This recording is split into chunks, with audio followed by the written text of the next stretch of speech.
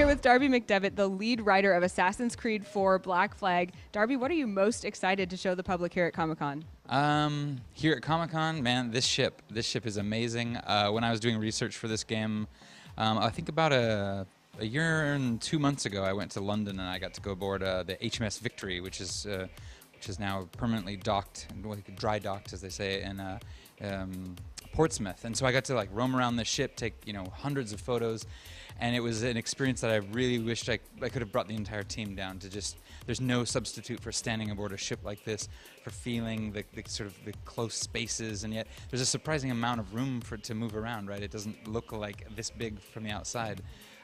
So I'm excited about this. I'm excited for fans themselves to get on board and experience it, see this big demo we have for them. Think it's going to enhance their play experience, having experienced it in real life? I hope so. I hope so. I mean, this is a very different Assassin's Creed because we've gone to this extra, the extra league, let's say, to replicate the experience of being a pirate, living at sea, and so the pace of the game, spending all this time at sea, seeing an island in the distance and going for it and exploring it, getting off and getting back on, it's going to be the freshest Assassin's Creed experience we've ever done, and so I think the people who get to see it here and be on board the ship when they are sailing in the game, they're always gonna have that in the back of their mind.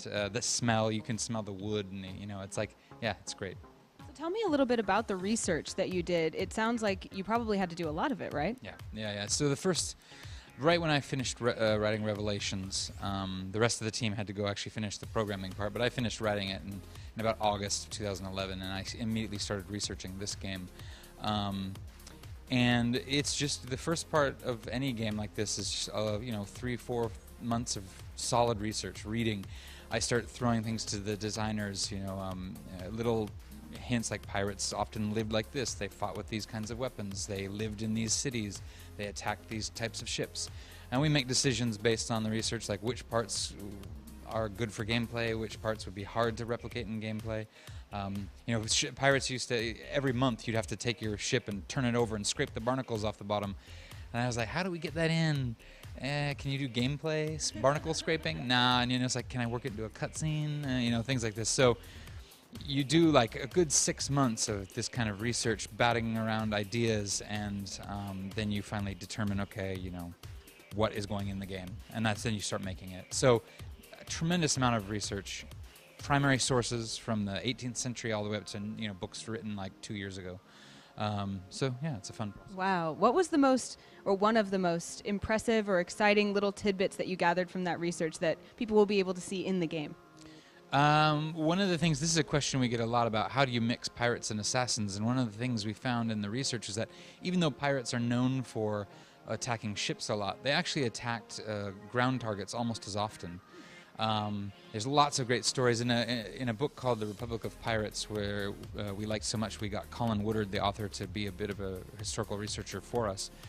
But his book talks a lot about how they'd like moor their ship and they'd sneak out on land and they'd come around a Navy encampment from all sides. And there's one even amazing story where they took off all their clothes and attacked naked because the sight of all these grisly naked men just scared the crap out of these the people being attacked, and they ran off into the jungle. No kidding. So there are no naked attacks in our game, but Shucks. Yeah, so we did use you do see Edward with his shirt off a lot, though. Yes. So we used that idea and we said, oh, okay, the Buccaneers attack land targets a lot. We could actually make a plausible pirate game in the Assassin's Creed universe with all the mechanics we have, the stalking and stealth and things like that. And it fits really, really well. And I think people will be, anyone who ever had a question about should this combination, it's like peanut butter and chocolate. Once you put it together, you're like, this is correct, even though it sounded weird, right from the beginning. Sounds great to me. I'm so excited to play it. Thank you so much for your time. Yeah, thank you.